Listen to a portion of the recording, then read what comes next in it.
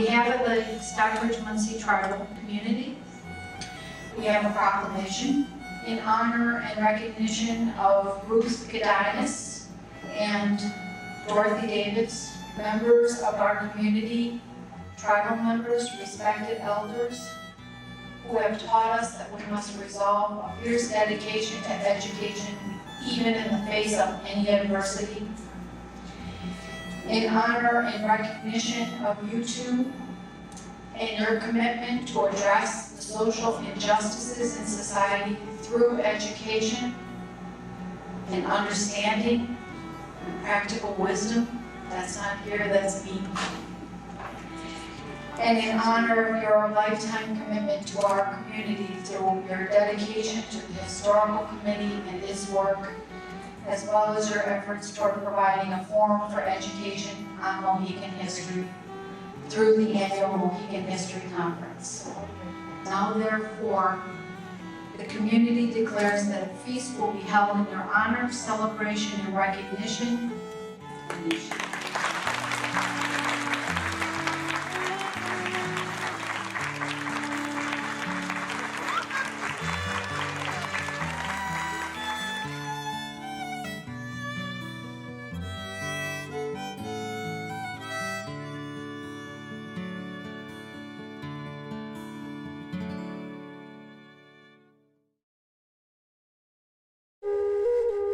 Stockbridge-Muncie Mohican History was funded in part by Irene Danielle Kress, Francis A. and Georgia F. Ahrens Fund of the Community Foundation for the Fox Valley region, Evu Foundation, Ron and Patty Anderson, Ira and Aniva Riley Baldwin Wisconsin Idea Endowment, National Endowment for the Humanities, and Friends of Wisconsin Public Television.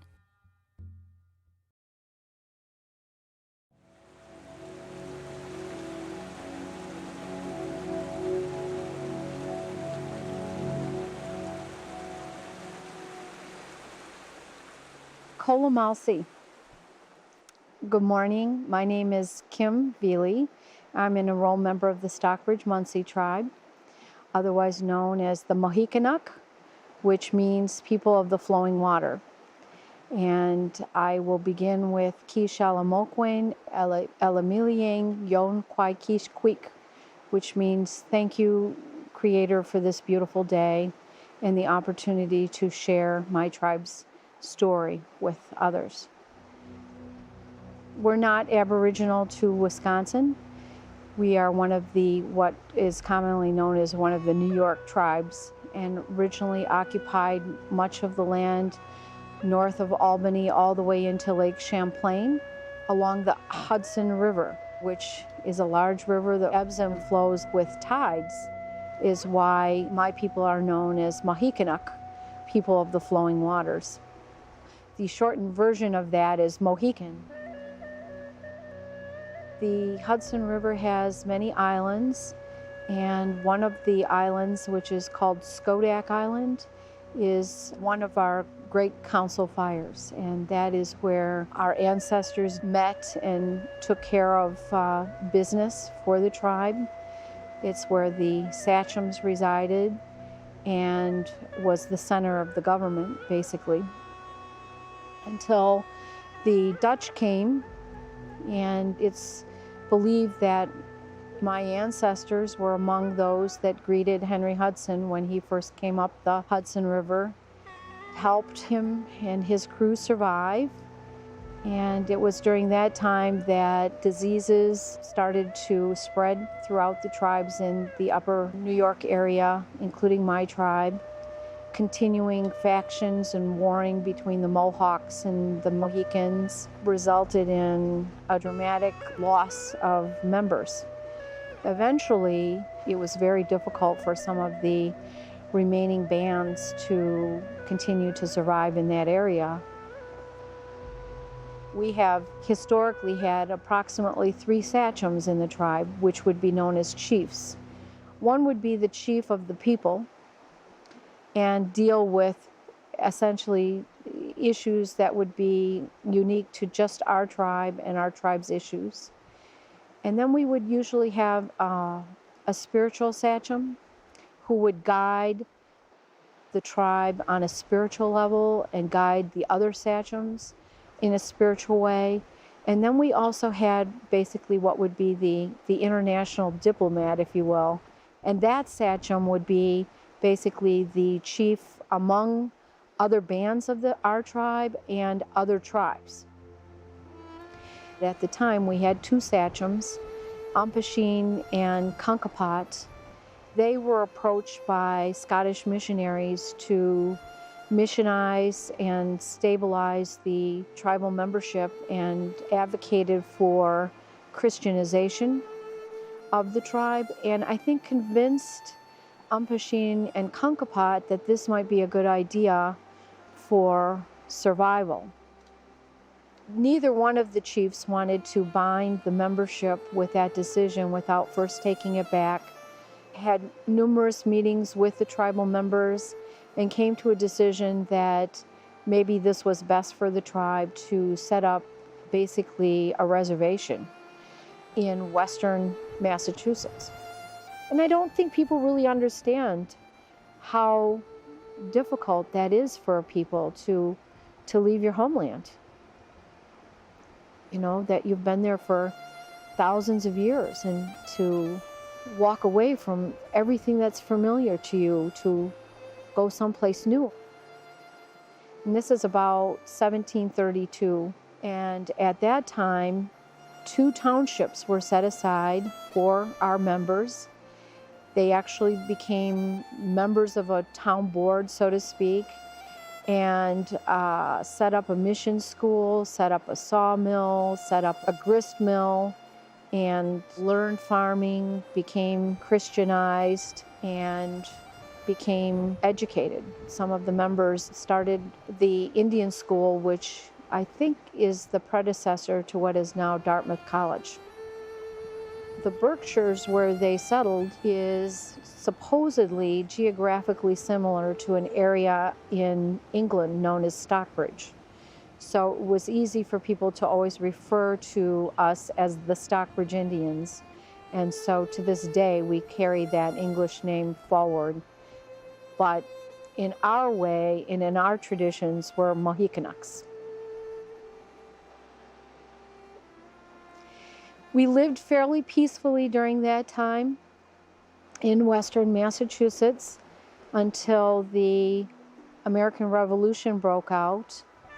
We have a significant history of fighting in wars, and our members chose to fight for the colonists. There are very significant battles that are commemorated involving many Stockbridge who sacrificed their lives during that time. And it was following the war that the men returned back to Stockbridge, Mass, and discovered that a lot of the missionaries and non-Indians had taken over the farms and the land, and the children and the elders and other members were pushed back into wigwams in the woods. There was a lot of struggle to regain that land. Petitions were filed with the territorial government of Massachusetts to no avail. And because it had such a devastating impact on the membership, the New York Oneida tribe invited the Stockbridge back to New York, where they had a reservation. So the membership moved back and were given a reserve within the New York Oneida's reserve, which is known as Stockbridge, New York. And did the same thing again, set up a mission house, a school, set up a grist mill, got farming, built homes. And it wasn't long after that that the federal government's policy was to remove tribes from Aboriginal territory. There was a lot of tension between non-Indians and fights over the land. And the policies shifted then to move all of the eastern bands and eastern tribes west of the Mississippi. And the migration out of New York started in, I think, about 1819, 1820 to what is now Muncie, Indiana. And the Muncies had also promised us some land there as part of their treaty, but by the time some of our members got there to stake a claim, the Muncies had been deprived through another treaty of their treaty reservation. So both the Muncies and the Stockbridge were out and joined and moved to the next place, which was around Lake Winnebago, and that's where you get the Stockbridge Muncie Indians. And in fact, some of our members are from the Muncies. We were continuing to be forced west, and the tribe was really, really resisting that. And so, being the diplomats that they are, began to negotiate with the Menominee tribe directly for some kind of property to allow us a permanent settlement. And in fact, the Menominee tribe and the Stockbridge tribe reached agreement and submitted the agreement to Congress for ratification and approval, and it was denied. Congress then did get involved in establishing a reservation, and the reservation here in Wisconsin was established by a treaty of 1856. And so this is where we've been ever since. They built log homes. They had to clear the land, workhorses pulling these huge roots and burning and clearing, and the toil that it took to move some of the boulders just to clear a field to plow and plant a garden. We set up the mission house, and we set up another school, and Electa Quinney, one of our members, opened the school up, and the tribe opened the school up to be a public school. And that was before Wisconsin was a state. So we stake her claim as being the first public school teacher of Wisconsin, which we're very proud of. She wrote a brief history of the tribe, and her father, John Quinney, wrote a brief history, and some of his speeches survive, and they're very eloquent. John was a sachem, made many trips back to New York for redress of the loss of our land in New York, to no avail. And throughout the years, that's something that we carry with us from generation to generation. We have always been a very political people, politically active, never afraid to stand up for what we believe is right and just, and with a significant, dignified eloquence. I think education has impacted, and that's also a very significant value in my tribe, to be educated, to educate our youth. And so we believe in education, and everywhere we've traveled along our many trails, one of the first things we've done is establish a school and get a teacher for the children. And I think along the way that's really helped to be the kind of diplomats that our ancestors proved to be. Some of their letters and speeches that I read now are amazing. I wish I could write half as well as they. I wish I could make these eloquent, compelling arguments and speeches that they made, but I'm really inspired by their words and their vision. And I think it's only through their vision that we really have survived as well as we have over the years, despite all of these things that worked against us. The federal government is what I call schizophrenic in their policies, and it depends on who's in political power, whether they want to see tribes survive and whether they don't, whether the goal is termination and assimilation. It changes with the wind. And we even realize that today throughout the 200, 300, 400-year history that we have working with federal and state governments, that it really depends on who's in political power as to how much sovereignty and how much respect you get nation to nation. But I think what people don't realize is the United States government set it up in the U.S. Constitution that tribes would be dealt with on a treaty basis, and that this was an issue for the federal government and not local and state governments to really address. So when people talk about how unique tribes are, it's because of that legal history that we have in being included in the U.S. Constitution. I think that the impact of colonization, Christianization, re-education, the boarding school, eliminate the language, beat the Indian out of you and assimilate and be good people, dramatically had its impact on us as a people. And you see that wave going from east to west. The tribes that are the furthest point west had that experience in later years, but having first been introduced to the colonists so much earlier than the other tribes, we have a longer history of being without. So our language all but died. And the history conference has always been about rediscovering ourselves through what's written and combining it with what's carried through oral traditions in our families. A lot of this was done where we were invited to attend by scholars in New York having the annual Mohican Conference. Some people, non-Indians, it's amazing. They live their entire lives just studying histories and traditions and things about our tribe. But it was really important, I think, for the History Committee to make corrections to some of the record and to really tell the story from our perspective. Because, it's our history. So I know people are really well-meaning, but it doesn't have the same sense of importance and truth as it is when it comes from the very people you're speaking about. So I think that's the most significant thing about our Mohican History Conference is majority, if not all of the presenters were enrolled members who are rediscovering things about our tribe.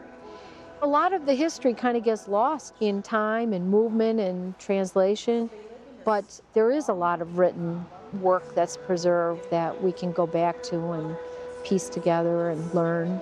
So a lot of our culture is coming alive again after being repressed. Things have a way of just coming in a big circle, which is central to our beliefs and in everything we do. Marvel. Our language, we're part of the Lenape family. We've started language camps. Some of our members are getting to the point where they can carry on conversations. Prayers are being said in the traditional language, and we brought our drums back. And the drum in our culture represents the heartbeat of life. And so to be part of a drum and to have a drum be part of everything that you do reminds you of how central it is. Everything is a circle. A drum is a circle of singers. There's power in a tornado, which goes in a circle. Robins and birds make their nests in circles. Life and death is a big circle, and our seasons are circular. Everything about our life is in a circle, if you think about it. And we are at the center of the circle as human beings. And so when we refer to bringing the drum back, there was a period of decades where the drum was pagan and it was a bad thing, and you should not practice your religion, you should not speak your language, you need to be good Christians and speak English and cut your hair and assimilate. And this wasn't just taught. You were beaten as a human being if you did these things. So you have a couple of generations of our ancestors who were afraid and couldn't. And you lose that when it's not passed from your grandparents to your aunties and uncles and to the children. And that's been resurrected. And there are more and more people going back to the drum and going back to those basic beliefs, because that's what makes you whole as a person. If you live what we call in the traditional red way, it means that you recognize that you're part of a greater circle, that you're interrelated and related to everything around you and about you. Everything, your environment, the air, the water. Water is considered the blood of Mother Earth. And to not have that sacredness in everything that we do is heartbreaking. But the fundamental issue is our polluting our earth and the waters that we rely on to drink and the air that we breathe. And this goes back to, you know, those things that we need to survive as a people, as a human being, not just as a tribe, but as human beings. And until we understand and protect all those relationships, we'll die. We'll die. I consulted with our historic committee members and elders in the community, and I asked them, as the representative for the tribe, what would you like the message to be that I carry? And it's always very simple, that we survive, that the last of the Mohicans that Fenimore Cooper talked about is not true. We still live, and people need to know that. I think it's hugely significant that we survived against all odds, and that we know how to survive. If you don't have food, you make food. You hunt, you fish, you gather. And so our land is so central to how we live, because if gaming were to go away or something catastrophic would happen and we are all off the grid, we have land here that we know as a people we could survive. And that's so important, because I think we always lose track of what's really, really important in our lives, and it's just basic food, being together, breathing clean air, drinking clean water. And these are fundamental values that go to the core of who you are as a people. And it's not just for our tribe, as human beings. Our very survival depends on it. And I think that's something that we carry. We're a spiritual people.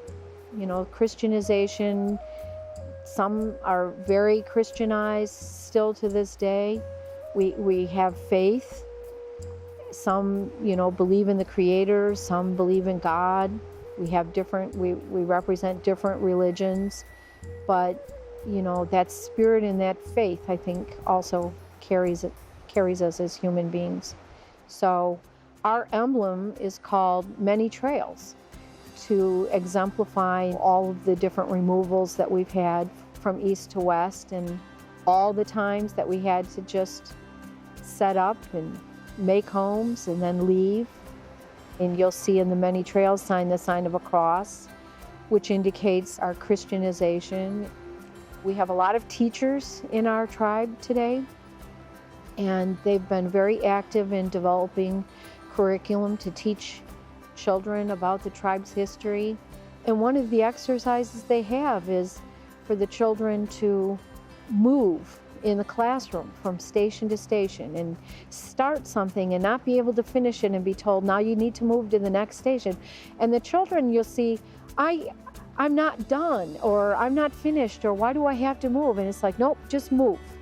We said move now. And it really illustrates for the children to understand what that's like, to move. Redo, start over. So there is a resilience there, and it's a strength, probably from our faith and knowing the basics on how to live. And we're reminded of that all the time.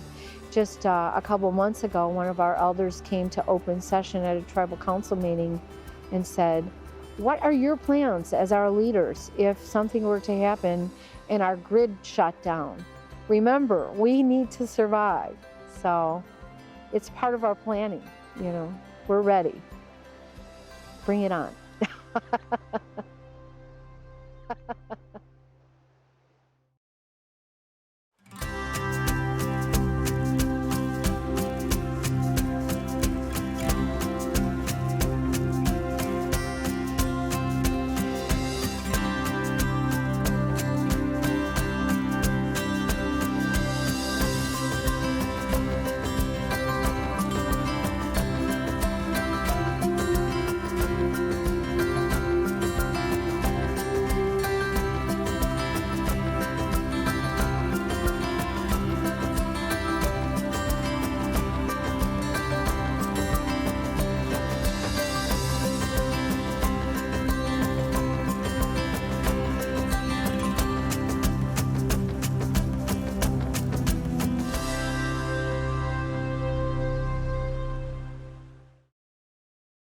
To learn more about the sovereign Indian nations in Wisconsin, visit wisconsinAct31.org. To purchase a DVD of this and other Tribal Histories programs, visit WPT.org or call 800-422-9707. Stockbridge Munsee Mohican History was funded in part by Irene Danielle Kress, Francis A. and Georgia F. Ahrens Fund of the Community Foundation for the Fox Valley Region, Evu Foundation, Ron and Patty Anderson, Ira and Aniva Riley Baldwin Wisconsin Idea Endowment, National Endowment for the Humanities, and Friends of Wisconsin Public Television.